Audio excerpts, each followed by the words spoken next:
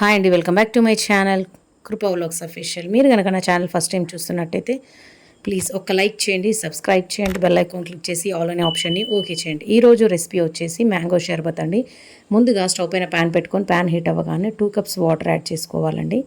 Water పక్కన మరుగుతుండగా 2 స్పూన్ల సబ్జా గింజలు, 2 స్పూన్ల సగ్గుబియ్యము పక్కన బౌల్లో నానబెట్టుకోవాలి.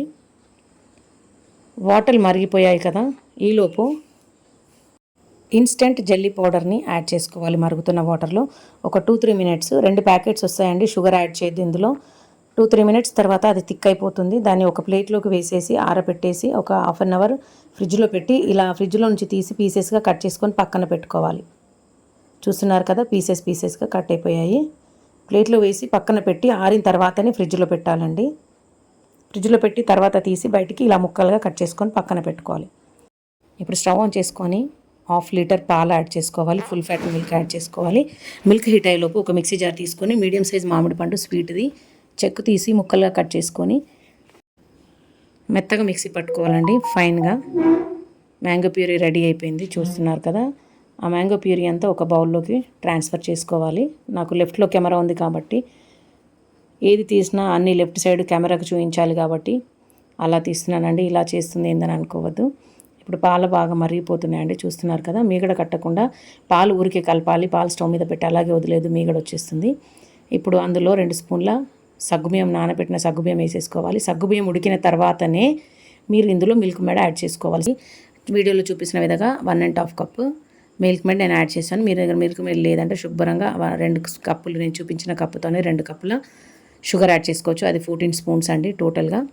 ఇప్పుడు పాలు మొత్తం చల్లబడాలండి, అస్సలు వేడిగా ఉంచొద్దు. కలుపుతూనే ఉండాలి ఫ్యాన్ కింద పాలు పెట్టి.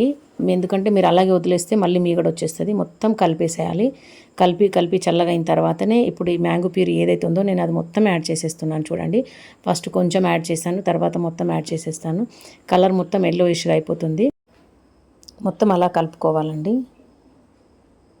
అలా కలుపుతూ ఉండగానే మొత్తం ఎల్లోయిష్ కలర్కి వచ్చేస్తుందండి. అక్కడక్కడ కొంచెం మ్యాంగో పల్ప్ కనిపిస్తుంది కదా, ఏం పర్లేదండి.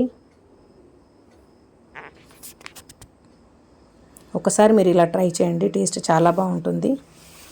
చూస్తున్నారు కదా, మొత్తం యాడ్ చేసేసాను లాస్ట్. ఇప్పుడు దీన్ని ఒక 30 మినిట్స్ రెఫ్రిజిరేటర్లో పెట్టేసేయాలండి.